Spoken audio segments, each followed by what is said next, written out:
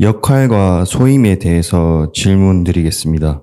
각자 자신의 삶을 살아가면서 때로는 내 역할이 무엇인지, 나아가 내 소임이 무엇이길래 육신을 받고 이 땅에 태어났는가, 자신의 인생에 대한 모든 철학적 고찰은 여기로 좁혀진다는 생각이 들었습니다. 소크라테스의 명언도 있을 것이고요. 결국 나에게 주어진 소임을 얼마만큼 알아차렸고 알아차린 만큼 내 삶을 있는 그대로 받아들인가로서 성공전이든 성공후든 삶의 방향은 많이 달라지는 것 같습니다. 나에게 주어진 소임을 보다 명확히 아는 것과 그만큼 소임을 다해 나가려는 삶의 태도가 어떻게 보면 옆을 위해, 주변을 위해 가장 이타적 삶에 가깝지 않을까 생각했습니다. 그러다 큰 틀로서 나에게 주어진 소임 안에서 조그만한 역할들이 또 있는 것 같습니다. 내 소임을 다하기 위해 상황마다 주어지는 역할들을 잘 소화해 나가는 것이죠. 근데 주어진 상황 속 역할에 너무 많이 빠지다 보면 마치 역할놀이에 나도 모르게 빠지게 되어 궁극적인 나의 소임까지도 잊어버릴 수 있는 상황까지 발생하는 것 같습니다. 스님,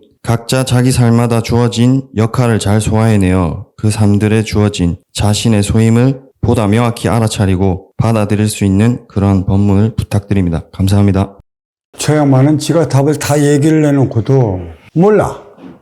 소임과 역할은 있어. 주어진 소임을 위해 내 역할을 다해 나가는 것이지.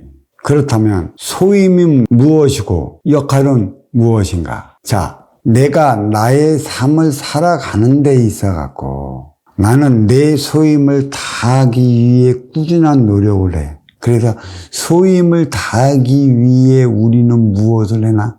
지금 여기서 수행을 하고 있단 말이야. 수행은 우리 질문한 도반에 대한 생각의 체질을 개선을 해 나가는 데가 있어.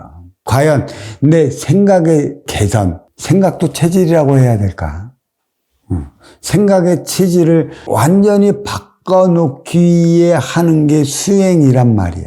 그러니까 이 수행은 나의 잘못 살아온 인습과 관습을 바꿔나가기 위한 것에 있고, 인습과 관습을 바꿔나가는 것은 내가 무엇 때문에 잘못됐고 무엇으로 인해 노상 내 앞에 있는 너와 부닥치는 것이며, 무엇 때문에 내가 내 할 일을 잘못하고 있고, 또 이렇게 궁지에 몰려서 수행하는 데까지 들어왔느냐를 알아차리는 것이지. 사실 수행하기까지 들어오는 데 있어 갖고 내가 주어진 내 자리에서 내 역할을 바로 했다면 나는 수행 안 들어와요.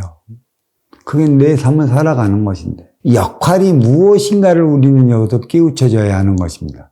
역할은 아쉬운 활동의 주체에 있을 때 역할이 있었고, 이로운 운용의 주체에 있을 때의 역할이 있어요. 그러니까 나이가 젊었고 이로운 운용의 주체의 삶이 모르고 대체적으로 아쉬운 활동의 삶을 살아갔을 때 나는 이로운 운용의 주체를 누구를 만났고 그와 어떻게 함께 나갔는가를 뒤돌아보면 돼요. 그래서 인연은 끼리끼리 만나서 살아간다. 그래서 유유상종이라는 말이 나오는 거고, 또 내 앞에 인연이 내 모습이라 같은 근기만큼의 인연들이 만나서 살아가는 것인데, 같은 인연의 근기끼리 만나도 살아가도 여기에서 누군가의 리더자가 있고 따르는 자가 있어요. 이건 분명히 선이 그어져요.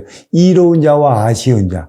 과연 이로운 자를 나는 어떻게 만나느냐에 따라 갖고 이 이로운 자의 운용의 주체법을 받아갖고 이제는 내가 운용의 주체에 대한 삶을 살아가야 되는 것인데, 이게 성공 이후의 삶인데 운용의 주체를 바로 만나지 못하면 노상 남 탓이나 하고, 간판 걸어 인연 불러놓고 인연 불러놓은 인연의 그 지갑만 노리고 내 것 뺏기 모르고 내 욕심으로 채워가는 그러한 운용의 주체를 만났다면, 우리 도반도 운용의 주체로서의 삶을 살아갈 때 그 복사판으로 인해 갖고 그 행위 그대로 해 나가고 있어 내 역할을 못했기 때문에 내 소임을 잊어버리는 것입니다. 그만큼 누구를 만나느냐가 그만큼 중요한 것이죠. 지인도매 마찬가지죠. 하지만 이것을 분별해 내기 위해서는 이러한 것을 가르침을 줄 수 있는 진리를 만나거나 지도자를 만나고 그에 따른 가르침을 배워나가야 하는 것이에요. 그때 소임을 다하는 것이죠. 내가 내 소임을 다한다면 나는 운용의 주체자로서의 삶을 살아가는 것입니다. 이로운 자로서의 삶이 무엇인지 모르기 때문에 우리는 소임을 잊어버린다고 그런 것이었어요. 그러면 역할은 운용의 주체로서의 삶을 살아가기 위해 그 역할을 해야 되는 것이고, 그 역할을 할 때 운용의 주체로부터의 성공한 이후의 삶이 무엇인지 그거를 깨우쳐야 하는 것이에요. 이것 때문에 자기 역할을 못하기 때문에 자기 삶을 못 사는 것이죠. 결국 자기 삶을 못 사는 것은 자기 소임을 잊어버린 것이에요. 특히 이 땅에 떼어난 뿌리 민족은 운용의 주체입니다. 운용의 주체는 운용의 주체로서의 삶을 살아가는 게 소임인 것이지. 이 소임을 다하기 위해 활동의 주체일 때 활동의 주체의 역할을 다해야 하는 것이고, 또 활동의 주체의 역할을 다하기 위해 활동의 주체는 이로운 운용의 주체를 찾아가는 거예요. 그래서 나는 또 가르치지 않습니까? 선은 맞선을 봐야 한다고. 나는 운용의 주체를 통해 나의 삶을 배워가는 것이라, 운용의 주체가 얼마만큼 철학과 가치와 이념을 가지고 회사를 운영해 나가고 업장을 운영해 나가는가를 봐야 하는 것이지. 그것을 제대로 못하면 나는 여기서 내 역할을 잊어먹어요. 그래서 소임을 잊어먹는 것입니다. 이 수행은 나의 생각적 차원의 체질을 개선하기 위한 것에 있어요. 3년 동안에 나는 너의 생각적 차원의 체질을 개선해 주기 위해 스스로 쉬게끔 만드는 거고, 아무 일도 안 시키는데, 아무 일도 안 시키지만 아무 일도 안 시키는 이 와중에 공부는 걸리게 되어 있어요. 공부한다 들어왔기 때문에 대자에는 너를 공부를 시켜. 누구를 통해? 내 앞에 온 인연을 통해. 많으면 많은 대로 걸리고 적으면 적은 대로 걸려. 때로는 이해를 못하면 혹독하게 된 것이고. 그리고 그게 있어요. 이 공부할 때는 죽자 사자 낑낑대지. 고가 걸리지. 이해를 못하지. 한 20년째 뚝 떨어져서 만나지 않으면 그도 그리워져. 어떻게 생활을 하나. 근데 수행처에서 수행자로 만났는데 둘이 승화되지 않았다면 만나면 유수한 일은 또 같이 또 벌어져. 역할을 다하고자 한다면 운용의 주체를 잘 만나야 하는 것이에요. 그만큼 운용의 주체가 중요해. 음양관계란 말이야. 근데 우리는 너무 이걸 쉽게 생각해버렸어. 너무 쉽게를 생각을 해버리고, 그리고 지금은 인문학의 홍수 시대, 그쵸? 정법의 홍수 시대. 무엇이 다 사법이야. 사법이 난무하는데 그 난무한 사법을 가지고, 그 방편을 가지고 아쉬워 찾아오는 인연한테 얼마만큼 이롭게 쓰느냐, 이 정신양을 배영하면 되는 거예요. 정의란 없어요. 모든 게 다 사예요. 이 사를 가지고 아쉬워 찾아오는 이의 아쉬움을 채워주고, 그 채워준 만큼의 네가 네 삶을 살아간다면 이 사가 정이 되는 것입니다. 이것이 정법이라는 것은 없어요. 또 내가 가르쳐 이것이 정신량이고 이렇게 써야 된다는 것은 없습니다. 하지만 써야 되는 법을 배워야 하는 것이죠. 누구를 위해? 내 앞에 온 인연을 위해. 내 앞에 온 인연은 근기가 상중하 차원으로 달리나고, 또 살아온 삶이 저마다 틀리기 때문에 써야 하는 법, 이게 다 다른 것이죠. 어떻게 써야 하는 것은 순수 이로워 맞이하는 운용의 주체의 목이라. 그것은 그 누가 관여하고 따따붙다 말해야 할 그 부분은 아니에요.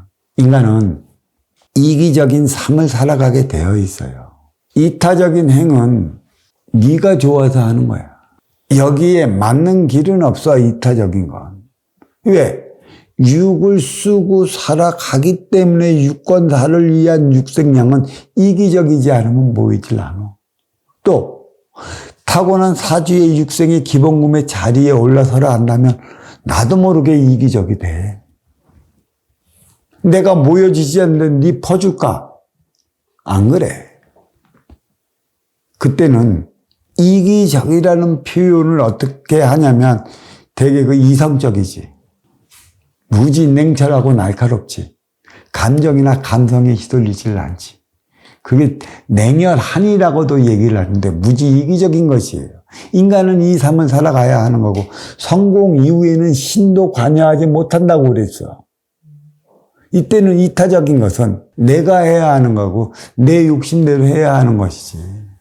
나는 너를 도와줄 수 있는 자격도 없고 도와줄 이유도 없어. 하지만 화합되기 위해 우리는 하나에서 둘로 분리된 것이라 하나 되기 위해 찾아온 인연, 진정 활동의 주체에 대한 아쉬움을 모르고 도와주는 건 분열만 일으켜.